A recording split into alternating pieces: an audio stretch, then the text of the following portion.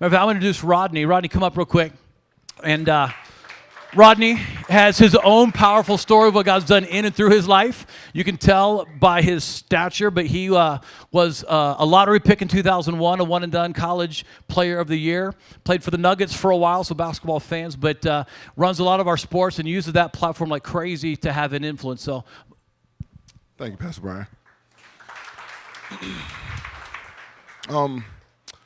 I just want to start by saying Pastor B mentioned something that's very powerful, which is teamwork. And obviously with what we do is service in the community and obviously trying to be exemplary of Christ and what he represents. This is an amazing team. Obviously, we got CB he's probably my favorite. He doesn't even know it. But the fact that we all come together and we have unique skill sets, for me it's the athlete, and there's some impact and some influence that comes with that. But then there's also the fact that I've grew up and went to 26 different schools, gives me some relatability. And that's where I got to give Brian a lot of credit. Obviously, he told you, he's raised in a small town in Illinois, but yet he's in prisons and he's dealing with guys and families that have situations that, how does he understand that? Where does that come from? And the word I would use is grace. When I met Pastor Brian, he kind of did sucker me in by just saying, hey, come play basketball. And it was right after I retired, so I was like, no.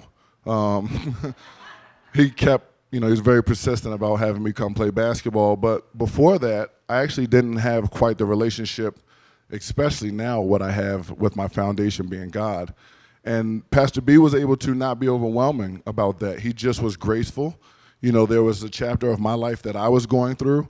And through that, I saw somebody that I want to study him. I want to be more like him because I saw how he could relate to all of these guys, even myself, which, put me in a situation where my life is strictly trying to be of service to everybody that I run into, let alone now we have a platform to do it for a city, and hopefully we talk about doing it for the world one day. So to be able to walk hand in hand with everybody that's Dream Center and volunteer base, because we have so many people come out, and what we're able to do is connect boxes. And everybody has problems, and a lot of people think of inner city and guys in prison, but we all have our issues. So when we bring each other together, it makes it a lot easier for people to understand each other and now proceed with helping each other. And the Dream Center is something that I definitely recommend you guys come out.